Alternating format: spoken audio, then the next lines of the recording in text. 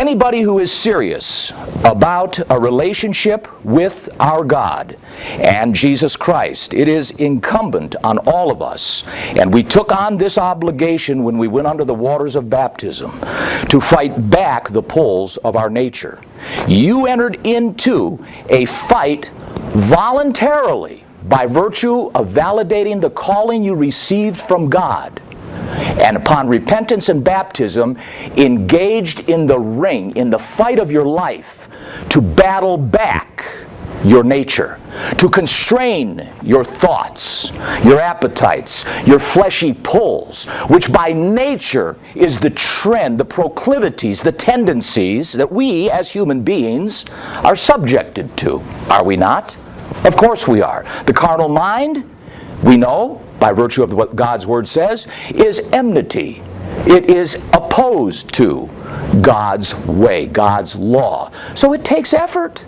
And not everybody's cut out for this. And it doesn't come easy. And if you think it does, we are wrong, brethren.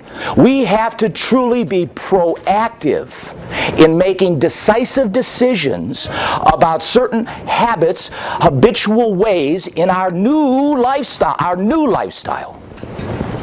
We can't be expecting any kind of changes in our life if we don't take the time to engage in some real proactive changes in our life. What am I talking about? I'm talking about conversion, right? Of course I'm talking about that. That's what we're talking about in the Christian way. Conversion. But how do we assure ourselves of this conversion process? That's the method I want to talk about a little bit, because assuring ourselves of the conversion process will certainly help us to battle back the encroachments of this secularism and, of course, humanism that we find ourselves faced with. All of us have heard the saying, have we not? What you eat is what you are. Ever heard of that saying? What you eat is what you are. I submit to you that Jesus Christ taught us this, that what you think, you become. What you think, you become. I bring your attention over here to Matthew chapter 5. Turn with me to Matthew chapter 5 for a moment. I want to illustrate to you this principle that Jesus espoused and promoted. He says it right here. In this section of the Beatitudes, the attitudes to be, in chapter 5 of verse 17, think not that I've come to destroy the law or the prophets. I've not come to do that, but to fulfill. That's what he says, to fill it up, to essentially maximize it, to give you an example, a living example of what the law looks like in action, in human action. That's basically what he was saying. He goes on, though, here in this narration to get into some of the details of what I want to talk about. And here it goes to this point about what you think is what you become.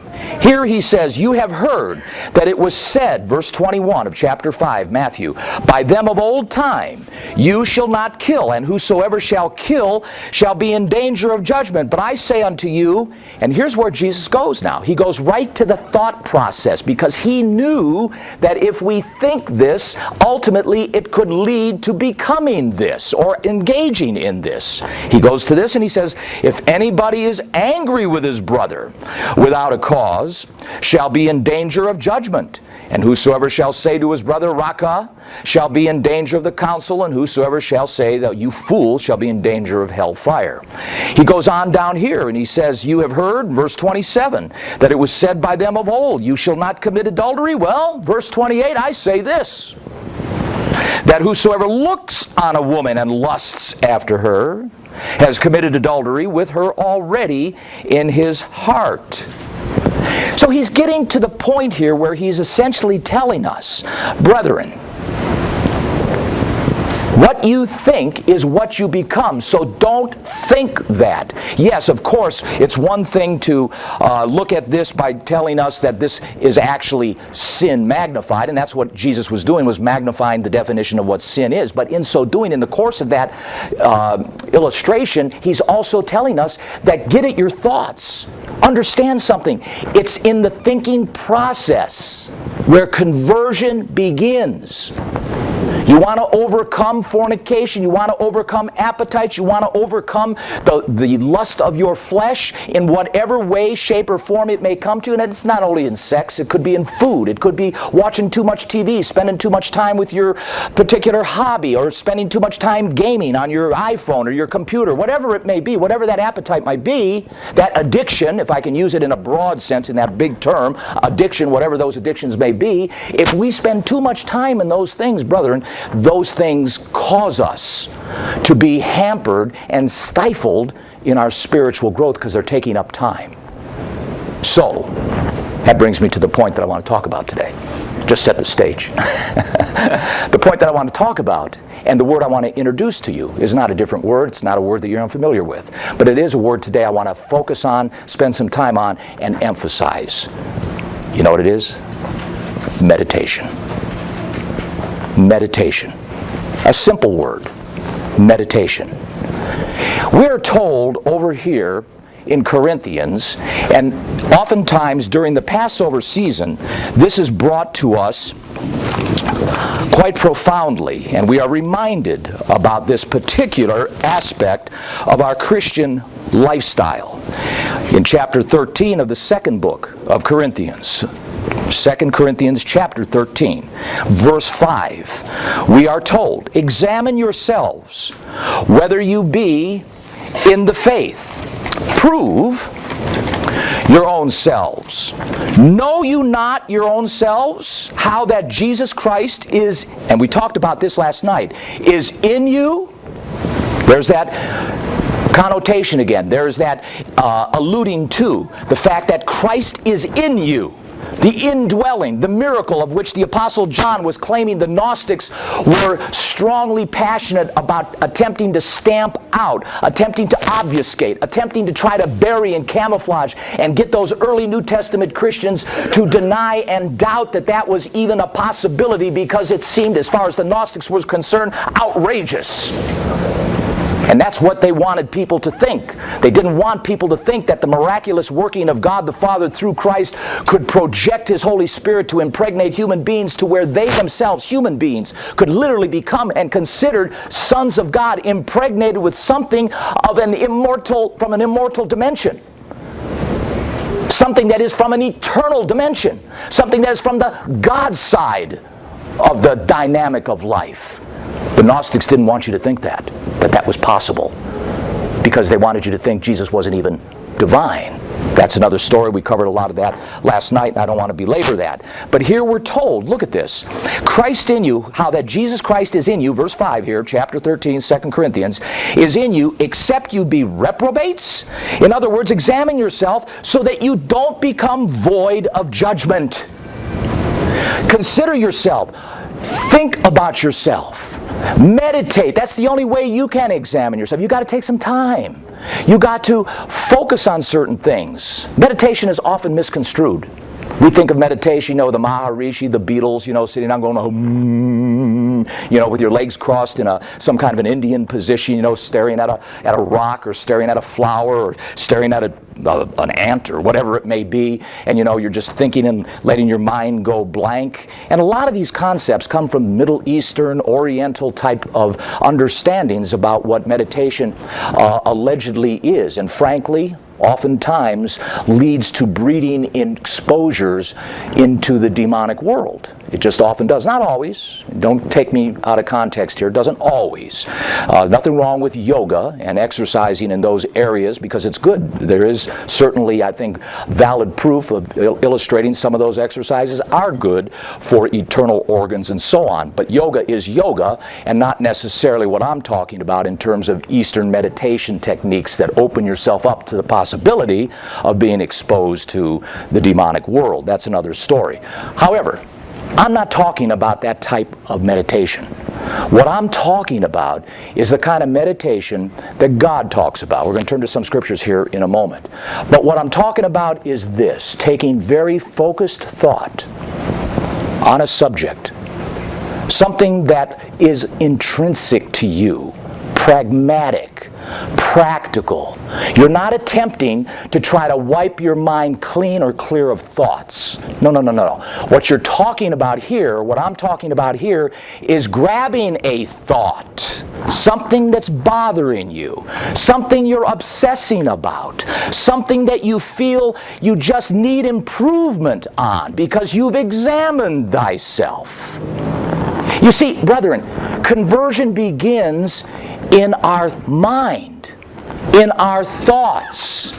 If we don't pragmatically take the time to think about ourselves and how to improve certain aspects, segments, areas of our personality, of our lives, nothing is going to happen because God's not a magician.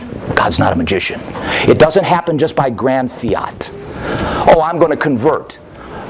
Well, if you think you're going to convert without meditating, you have another thought coming. And realize something, by the way.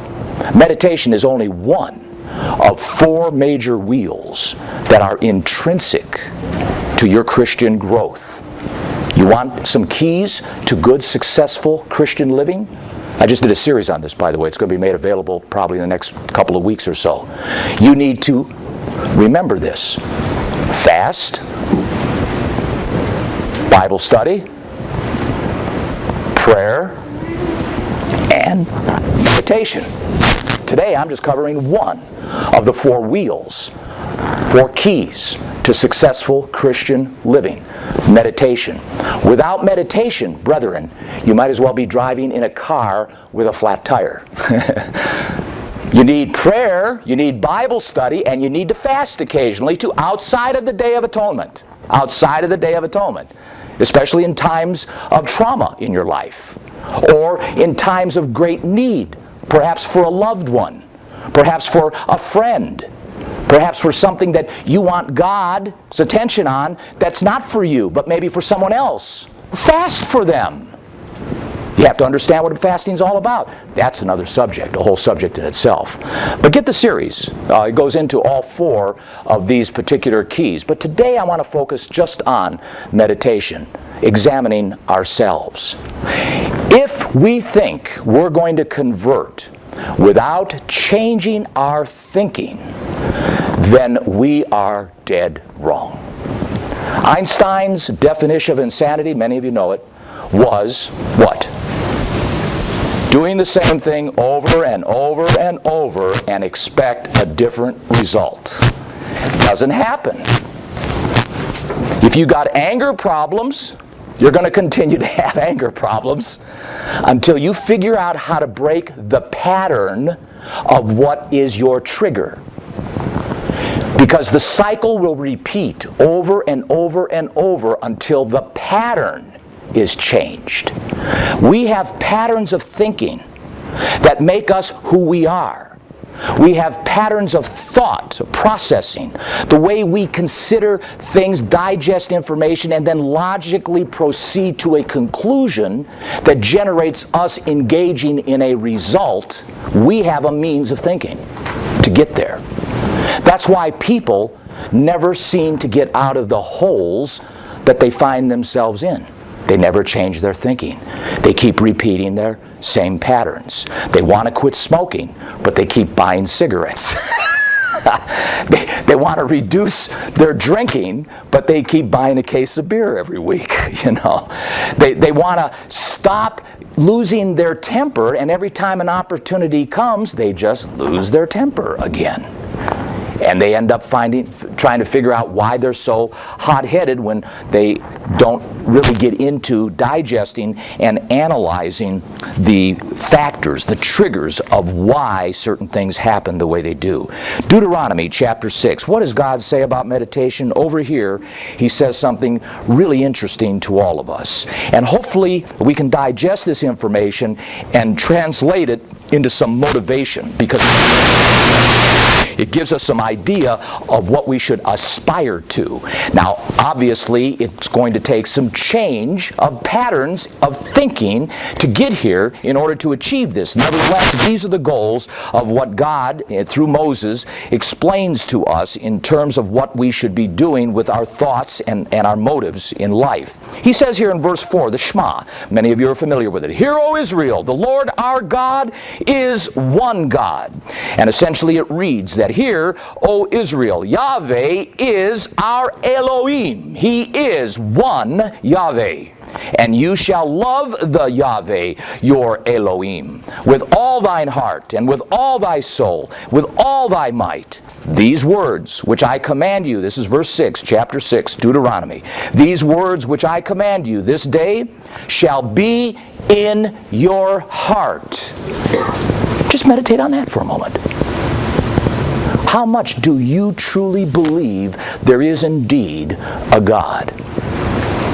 I was talking to Mo before services here, and he was mentioning how he went out west for the Feast of Tabernacles this year and was out there in Jackson Hole and out there in Colorado and those big Montana skies. And I referenced that last night. Remember that in respect to the awesomeness of God and those stars that I'm sure you saw out there where there was no lights. It was just pitch black. And those big western skies out there in Montana, Yellowstone, and all those areas, Jackson's Hole, the Tetons, those mountain areas, beautiful country. And when it goes dark out there, it goes dark. But as I was saying last night, out there in the country in Australia where the Southern Cross constellation was, and the fact that when I looked up I saw the smears of the Milky Way, the stars, it was just like a smear of stars. It was so dark out there. I never saw that before. Realizing that even though I'm looking at what I believe to be stars, they may not be stars. They could be just little twinkles, open windows of other galaxies. That's how big and awesome this universe is. And it's our destiny to be a part, co-heirs with Christ about this. That's awesome. When I think of our God being the Lord, our Father, who is the head of our household, the family of God, it is humbling, to say the least, to realize that we're connected to that kind of destiny. And here in Deuteronomy 6, verse 6, it goes to that point. Notice verse 7. You shall teach them diligently to your children. You shall talk to them when you sit in your house, when you walk by the way, when you lie down, when you rise up. So there we are at home and we're watching the news. Have we studied our Bibles yet? No. Have we talked to our children yet? No. Did we say anything to our kids about God today? No. But we sure have time to go out there and work on the car because that's our hobby. Or we have time to go ahead and watch that television series that we were so hooked into that we just can't get away from. You know, so we spend an hour, 2 hours with the television, but zero time. Zero time in the other wheel of this four-wheel key Bible study. How often would it be interesting to examine yourself, and I say this to me too because I'm part of this audience. When I talk to myself as well. I just won't tell you which parts apply to me. But the fact of it is, how often do we examine ourselves to say, you know what, I'm not going to watch television until I spend a half hour studying my Bible at least today. I'm going to stop. No, I want to watch the news. I'm not going to watch the news. I'll get it later. I'll put on the recorder, you know, whatever that thing's called. I'll put on the recorder. I'll go back to it later, but I'm going to first put things first. I'm going to Bible study first, or I'm going to pray. Fasting takes a little bit more time and planning. But you know what I'm saying? If we would qualify our behaviors, this is what I'm talking about in the fundamental areas of changing patterns, of changing our thinking, of rearranging our priority.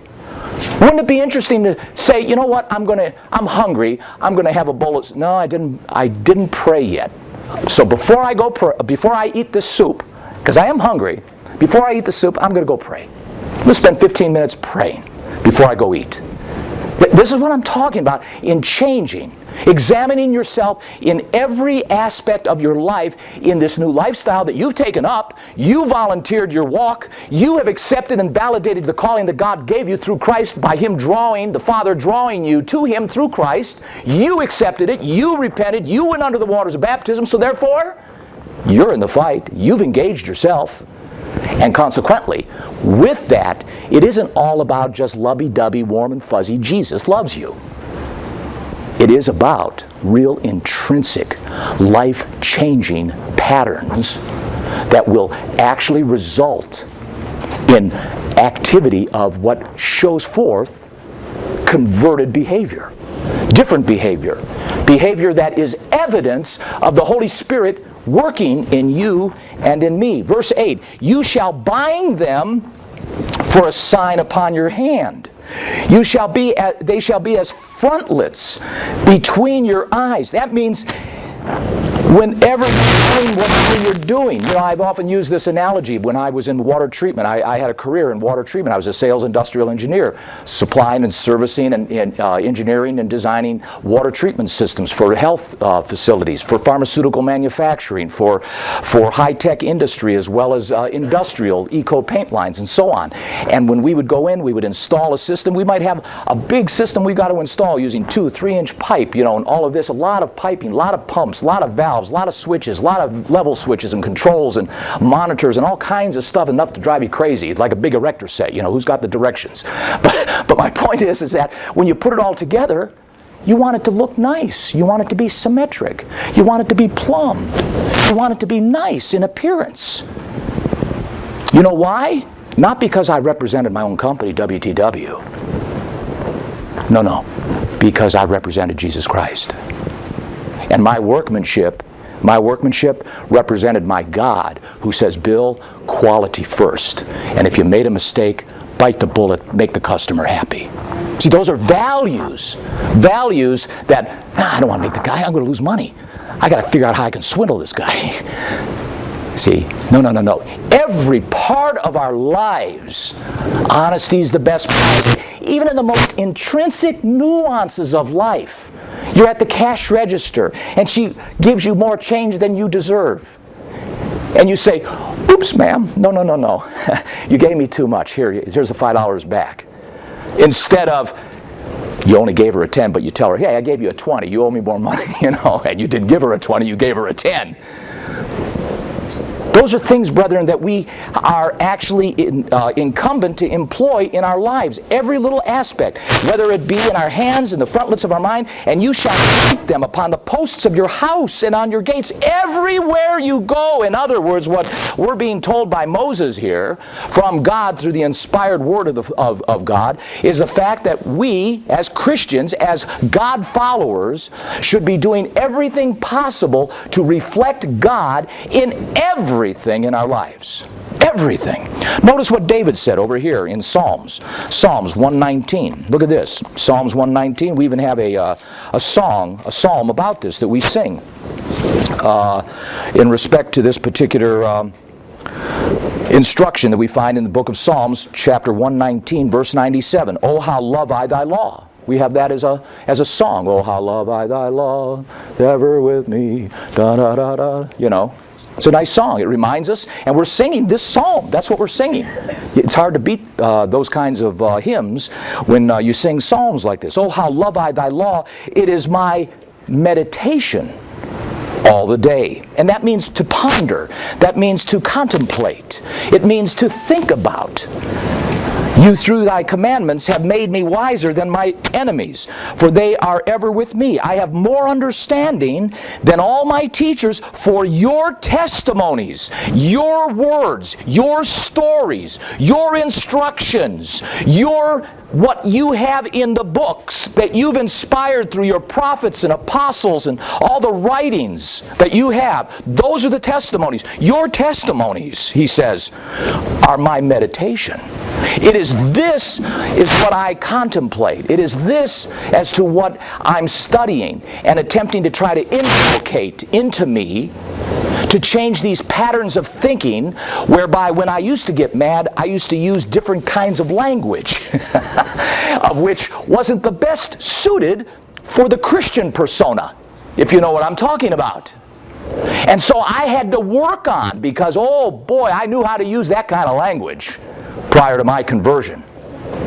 I even made up words that were pretty creative. You know what I'm talking about? I had to change that pattern Lest, could you imagine me being up here and all of a sudden a word slipped? And I said something that I shouldn't have said? You know, we call it vulgarity. That's what I'm talking about. But that changed. I used to smoke 2 packs of cigarettes a day. I had to change. Had to change a pattern. Had to figure out the logistics. What was it? How can I stop this? It's killing me. So I stopped buying cigarettes and borrowing cigarettes, and finally I embarrassed myself into stopping, because I started borrowing cigarettes from my friends. But my point that I want to make is we have to engage in active, proactive behavioral patterns that change our thinking so that the things that we do change and the results become different in, as I say, different in evidence in our lives. Over here, Paul mentions this to Timothy, 1 Timothy.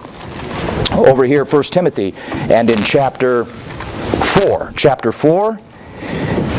and in verse 14, he says here to Timothy, this young evangelist that was upcoming, he says, neglect not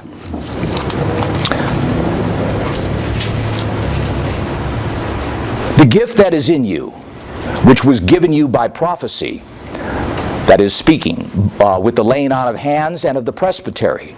Meditate upon these things. Give yourself wholly to them, that your profiting may appear to all. Take heed unto thyself and unto the doctrine. Continue, that is, abide, remain, preserve yourself in the doctrines. That's what he means by continue in them. That's what the Greek word means. Continue, remain, preserve, abide, tarry in them.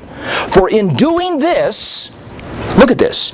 For in doing this is Paul's advice, the result of this is you will both save yourself. So you don't think I'm preaching to myself? Yeah, I'm preaching to myself because I need to be saved too, just as much as anybody in this room. But also, those who hear you, you shall help save them as well. But how does this happen? It happens by listening to what Paul says. You meditate, you contemplate. When you're about to do something, you think it through. You don't just look at the short term, you look at the long term. You focus on it, you fixate on it. You turn it over in your mind. You look at it from different angles. You get out of your comfort zone. Put yourself out there and do something different that will break that pattern so that the cycle will change. Changing that pattern so the cycle will change will help us to get through that conversion process. I mentioned certain things in passing. You know, maybe, of course, let's say you're blunt. You're a blunt person. Nothing wrong with being blunt, except you run the risk, if you're too blunt, of hurting people's feelings. Maybe you lack certain people skills because every time you bluntly tell somebody about something regarding what you're thinking, you alienate them. You put them on the defense. And over a period of years upon years, you're still not getting it. You're as dumb as a box of rocks by virtue of not recognizing the fact that every time you speak and tell somebody about this in this kind of condition, they alienate themselves from you. They recoil from you. Maybe if you stop and think about the reaction that you got, because for every action, there is a reaction.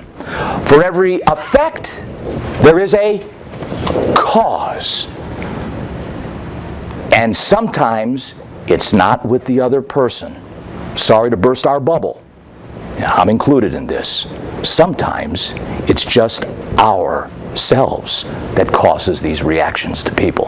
Whether it be with our children, whether it be with our mates, whether it be with our friends. So now the question becomes, all right, I'm a blunt person. Nothing wrong with being blunt. I would rather, frankly, this is me, I would rather deal with a blunt person, frank person, somebody who's honest with me, because I know where they stand with me. I would much rather prefer to deal with a person like that than a soothsayer who's giving me something that really isn't true, but he's appeasing me. So I really don't know who I'm dealing with or what I'm dealing with. Because a blunt person I can deal with. But the fact of it is we need to take it a next step and learn diplomacy. Learn tact. Learn to say to yourself, all right, I got to tell Tony this. I got to explain to Tony that something about Tony, how am I going to do this? Well, now, how would I like it if Tony would explain to me what I want to explain to him. And I put myself in Tony's shoes. And I go through this process of saying, would I say this? No, I wouldn't say that. Would I say this? No, I wouldn't. Because he'll react like that. No, I wouldn't. But how do I get through all of this? I think. I'm meditating. I'm running through dry runs. So when I go to the game and I approach Tony or Mo or Nelson or whomever, Miriam, I'm ready. And I'm thinking through. And I'm not going to allow Tony's reaction to throw me off, because I'm determined to be tactful. I'm determined to be diplomatic. If Tony says, "What are you saying there?" Well, now wait a minute, Tony. I'm trying to be nice here. I'm really honest. I'm trying to be. I tell him I'm trying to be diplomatic here about this, and hopefully that'll get more sensibility about the things. But my point that I'm trying to make here, brethren, is we got to think and prepare and do the best we can to do things differently. Anger management problems, self-control, child rearing.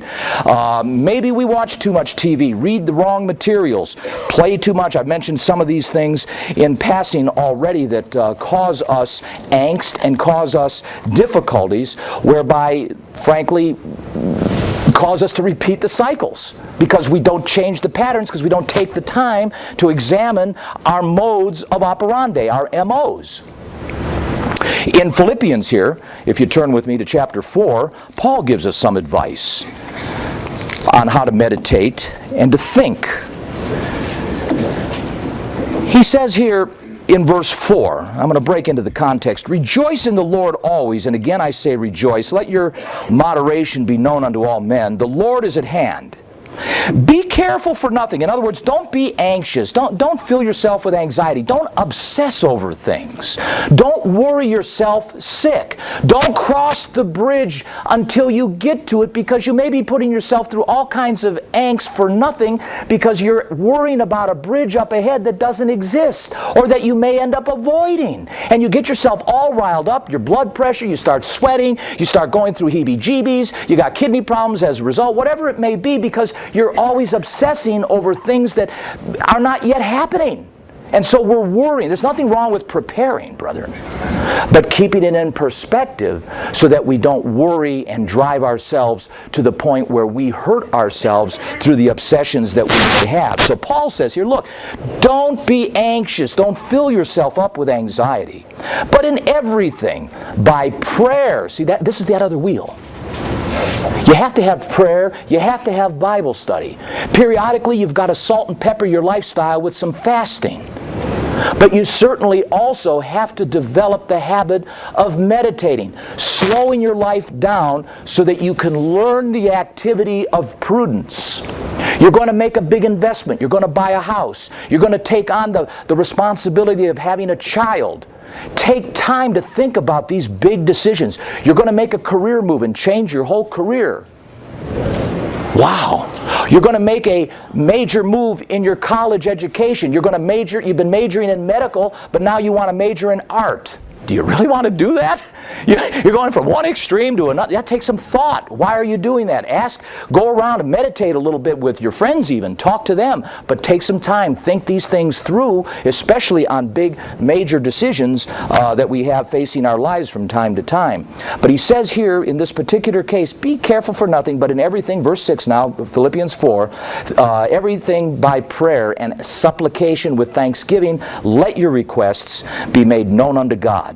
And the peace of God, which passes all understanding, it shall keep your hearts and minds through Jesus Christ. Finally, brethren, whatsoever things are true. And these, verse 8, down there at the bottom, he says, think on these things. That's what he's telling us. He says, finally, brethren, think on these things. Let me take that last sentence there and put it up in the front so you know what I'm talking about. Put it in context here. He says, finally, brethren, and he says, think on these things now. Think on whatsoever is true, whatsoever is honest, just, pure, lovely, what's of good report. I'm gonna talk about Nelson. I think I'll tell Dwight. Now, why would I tell Dwight about this personal thing about Nelson? What good does it do? Well, it does me good. It makes me feel good because I got some knowledge about Nelson's secret, and I want to share it with Dwight so that I can tell Dwight. And then I know Dwight, because he's got kind of a big mouth. He'll tell other people. He'll tell other people. We'll get passing around, and then Nelson will get. I'll undermine Nelson. See? No, Bill, that's evil. That is sick. That's gossip. You see? You stop. Do you know there are people that are so caught up with themselves, I call them information brokers, where they leverage information. They live to get secret stuff on people. They even go around baiting people to find out something secret about your life, so that I can take it and leverage to him. And why do I do that? Because it makes me feel important, because I know something about her that you don't know about, see? So this is, I'm important. And that is wrong. And yet there are people in the church, I'm sorry to say, in the church, that sometimes do these kinds of things. And if they would only stop, ask themselves, what good does it do if I tell Tony about Patty? Patty confided in me about this, and I'm going to tell Tony? What does Tony have to do with this? Nothing. Why am I doing it? Ask yourself. Be brutally honest with yourself when you do the things that you do. Put yourself through the meat grinder. Qualify. Vet yourself. Examine yourself. What are your motives? What's your intent? Why are you doing the things that you do? What are you about to say about your neighbor, your friend, your mom, your dad, your kid, whoever it may be? Whatever the situation may be. Think it through, brethren, and take time to analyze and vet what you're saying. And that's what Paul is saying here. Look, think on these things. Is it true? Bill, are you being honest? I had a little motto in my company. I had it on the wall. Honesty is the best policy. You've probably heard that before. There were times when I could have made a lot of money doing something that was probably a little gray. But you know what? At the end of the day, Bill, honesty is the best policy. Wake up. And so you don't make as much money on the deal. But guess what? I still made money. You can only eat one steak at a time. And guess what? I can sleep better as a result of it. And so it is these things that we need to stop and think and ask ourselves, what would Jesus do? What would Jesus do in this situation? And he goes on, pure, whatsoever things of good report. If there be any virtue and if there be any praise, think on these things, those things which have both learned, received, heard, and seen in me, you do. And the God of peace shall be with you. He goes on here in verse 13, after he talks a little bit about himself, he digresses, and then in verse 13 he tumbles to this. Bottom line, at the end of the day, I can do all things through Christ, which strengthens me. That's important to recognize. See, you can change your patterns. You can change and break the cycles of the way you think and the way you come to logical decisions, if indeed you need to change those areas of your life. Because you've got God's Holy Spirit, you've got a supernatural power in you that sometimes, frankly, brethren, we all, me included, often underestimate the power we have residing in us. If we'll just take the time to think things through and do what we're supposed to do. You know, I've often seen people understand what we know rather easily. Intellectually, intellectually, it is not difficult to understand the arguments that we have, biblically speaking, theologically speaking, intellectually. You can talk and debate Christians and Buddhists, Hindus about reincarnation, all kinds of things, from your framing and from your platform and understanding of what you understand to be the gospel and the truth of God. And oftentimes, God be praised, we will have the most logical conclusions on the matter, simply because fundamentally we are connected to the apostolic teachings of the Bible. And there is an advantage with that. Nevertheless, the fact of it is, in this particular case, we ourselves don't have a hard time doing that, where gets difficult, is in the application of this knowledge. That's the real difference. The transition of taking this intellectual understanding and knowledge that we have and then translating that information into our embodiments, into our personalities, employing it, inculcating it to where it makes a difference in our personalities, to where we become a living, converting, changing, dynamic force in our lives for God. That's where the challenge is for all of us. And the mechanisms by which we need to employ and utilize are fundamentally fasting, Bible study, prayer, and meditation. Without those 4 keys, brethren, implemented in your lifestyle, you are swinging and missing, and you're just spitting in the wind, as they would say. You need to take time in your life. You need to rearrange, evaluate, sit down, meditate, examine yourself. Where do you spend your time? How much time, be brutally honest, how much time are you spending in prayer a day? I'm not going to give you a standard. You need to make up your own standards. You need to establish what's good for you. What can you live with? Because what is not of faith is sin. That's another definition of sin, by the way, Romans 14. What is not of faith is sin. For me to impose upon you to pray 3 times a day, a half hour each time, hour and a half per day, is ludicrous. I can't do that. That's not for me to do, because that is your sovereign right to determine what is good for you, because it concerns your faith and your initiative and your passion for God. And if I do it and you don't, doesn't make me any better than you. Because guess what? You may do less and have better quality. And I'm just generating a lot of hot air for half the time, you know. I might as well just spend half the time I'm in prayer, because I'm only speaking that much substance, so to speak. The rest of it is just snoring and waking myself back up as I try to finish going through what I'm going through. But in this particular case, what Paul is attempting to tell us here is that these are the things, these are right here on what to be vetting our personalities through. So in conclusion, I want to give you some real quick points on how to meditate. First of all, here's point number 1. Here's point number 1, the fundamental, basic. Here it is. Number 1, set some time aside. Make a conscious decision. Number 1. You've got to set some time aside. If a consistent time set aside works for you, fine. For those of us who have flexible demands on our life and different types of schedules that we keep, you will have to have a flexible time set for your meditation. My schedule's all over the place. I'm like Ricochet Rabbit.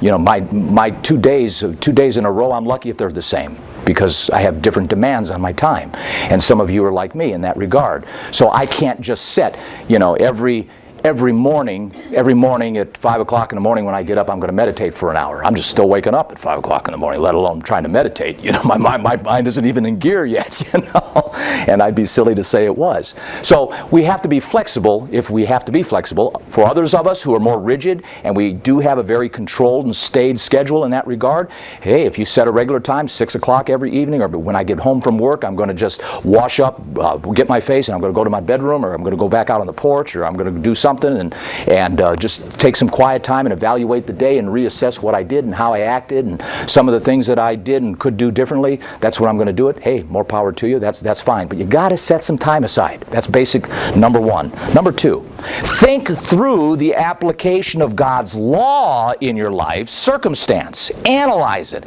Ask, what does God want from me in this?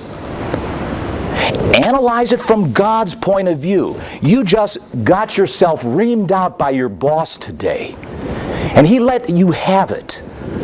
All right, maybe he isn't totally right about reaming you out for what happened, because so-and-so contributed to it and you ended up being the fall guy. But take accountability. Sit down. All right, maybe you don't have all the culpability, but nevertheless, where there's smoke, there is some fire. Take some time. Be brutal on yourself. Ask yourself, what could I have done differently? Take the time to think through the pattern that generated the cycle that created the results that came at you. And I use that only as an example. But it could be dealing with your wife or your husband. It could be dealing with your small little toddler or your teenage son or daughter. It could be the relationship that you've been developing with your sister or your brother. It could be the ongoing relationship that you got going with your dad and your mom. Whatever it may be, think about, how can I change this? This is not going right. If this continues to go in this direction, I know where it's going. I'm heading for a bruising. You know, you've heard that term, I'm cruising for a bruising. I can see it. I can see it coming. So, think through the application of God's law in your life circumstance. Compare it with God's law. Analyze it and ask, what does God want from me in this? Is there anything that I could be learning to better reflect God in my life? Point 3. When things go wrong, and this is what I was talking about, I got ahead of myself a little bit, ponder, analyze, what was violated? What went wrong? Start with yourself. Hold yourself accountable. Matthew 18. When someone offends you, we're told, hold that person accountable. What I am saying is what's good for the goose is good for the gander. Not only externally do you hold somebody accountable for them offending you, but you hold yourself accountable too for the things that you do. So often we don't. We play the blame game. Elder Moreno pointed to Washington. That's all they're doing, the blame game. I didn't know anything about that. I didn't know anything about that. I didn't know anything. Well, what do we hire you for? We hired you to know. You know? Why don't you know? Incompetent? I mean, it's one or the other. You either are incompetent and you really don't know, but you should know and you're not doing your job, or you do know and you're lying. And you're covering up because you're embarrassed and you won't hold yourself accountable. Hold yourself accountable. We as Christians should hold ourselves accountable first and foremost before we begin to engage the blame game and say, well, the reason I'm drinking is because you're always burning the food at home. You know. I know, I'm being silly. I know. But hold yourself accountable. That's point 3. Point 4. Become familiar with the examples in the Bible. Now see, here's where Bible study plays. This is why you got to have this other wheel. You got to have the 4 keys working all together simultaneously, like a nice working engine, you know. They're all rolling in the same direction. They're all filled with the same amount of air so that the tires are all nice and round and you're just going down the highway. You're just cruising down the highway. You got to be familiar with the examples in the Bible because there are so many stories illustrating so many principles that the answers to God's expectations are most likely embedded in the pages of your own Bible. There are principles in the stories.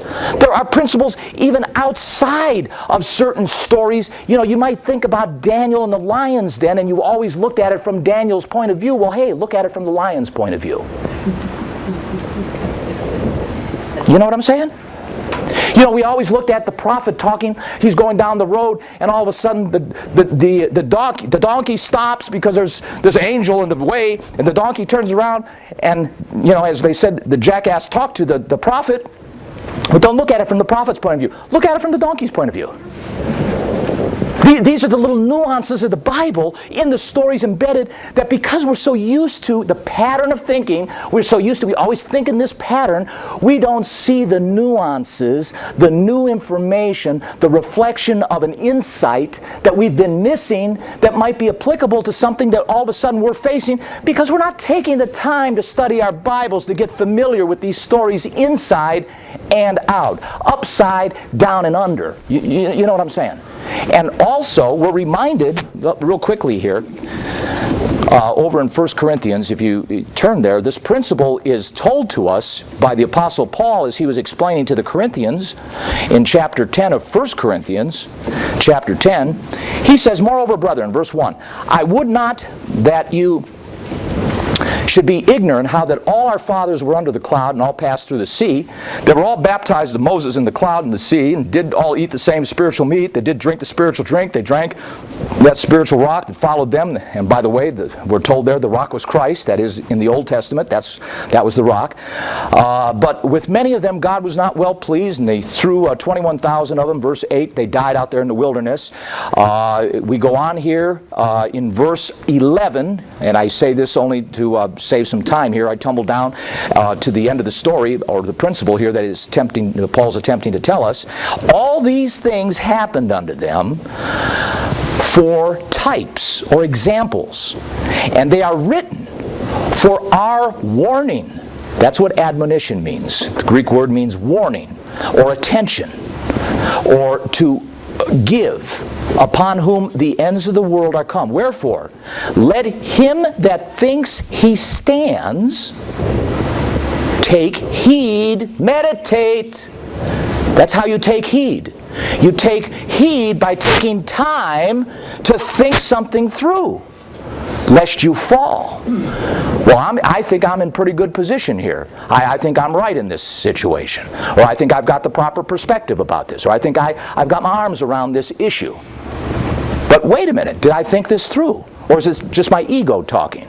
Is it just myself, my narcissism, who wants me to be right? Because we're all narcissists to a certain extent. We are, we're lesser and greater degrees, but nevertheless, we all want to be right. We never want to admit wrong. We're all kind of like that. But the bottom line is, it's important that we do take heed, lest we find ourselves not standing as strong as we thought we were. Point number 5. Guard against impulsive thinking. This is very important, brethren. Guard against impulsive thinking or acting on, this is very important, acting on feelings. Learn to think things through.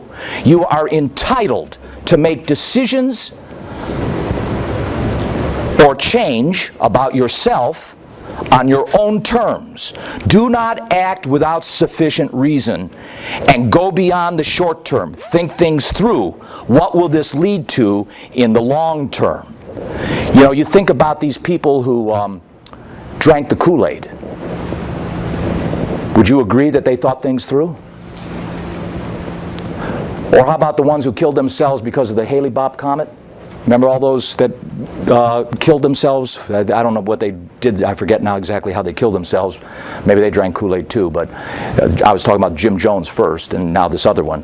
But my point is, these are obvious extremes where people didn't think things through. Where's that in the Bible?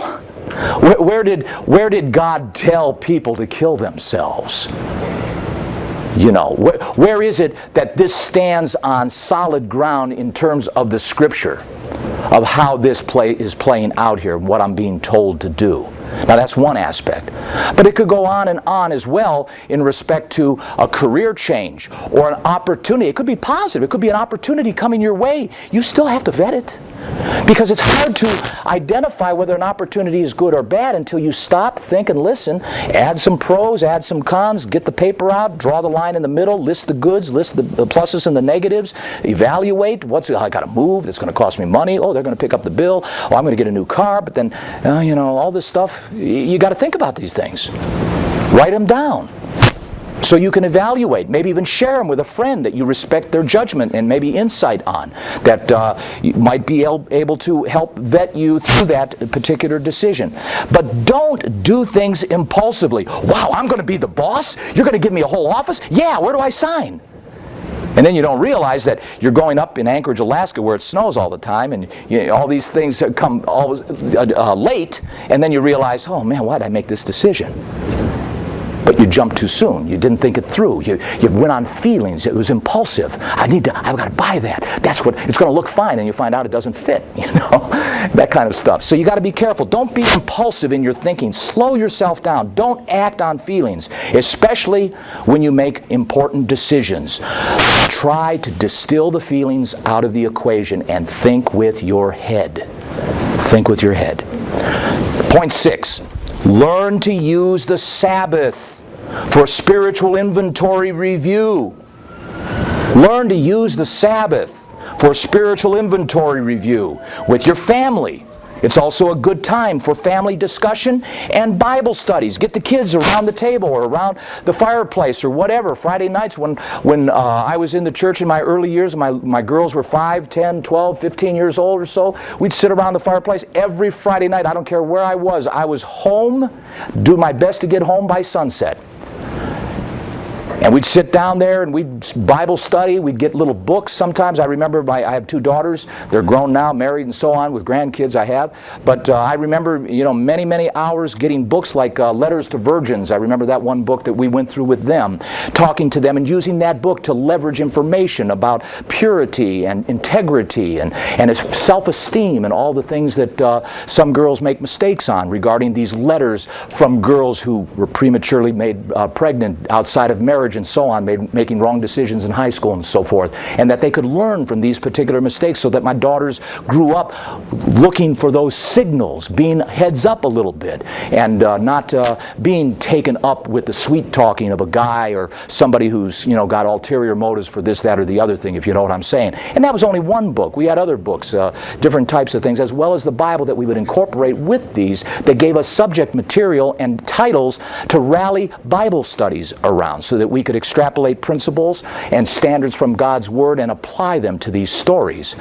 So, there's a lot of stuff out there. You can go to any kind of religious bookstore and get good books on subjects that, are good in many respects about Christian living. I'm not talking about doctrine. I'm not talking about, established theology. I'm just talking about how to get along in life. There are some good Christian books out there that many of us can learn a lot from in respect to topics and subjects if you want information to build a study around. But take the time and use the Sabbath effectively. Learn to use it for spiritual inventory review, especially with your families, your children, and your mates, if at all possible. Number 7, the last one, 7. Make meditation a major part of your life. Learn to know thyself. Make meditation a major part of your life. Get addicted to it. Get yourself used to doing it, so that when you don't do it, you feel like you missed something in your life. Bible study. Get yourself addicted to it. Get yourself addicted to prayer. Get yourself addicted to fasting. These are important elements in the lifestyle of a Christian that we have no choice but to accept is our duty. It is our duty now. And yes, we might not be able to watch TV as often as we'd like. And yes, maybe we can't work on that car because that's our hobby as much as we would like. Or go play soccer as often as we like. Or go down to the gym and work out. Instead of running 5 times a week, we can only run maybe 2 or 3 times a week, because that's all we've got the time to do. We got to balance it out. We got to find that balance. You ever hear the term that life is a quest for balance? Life is a quest for balance.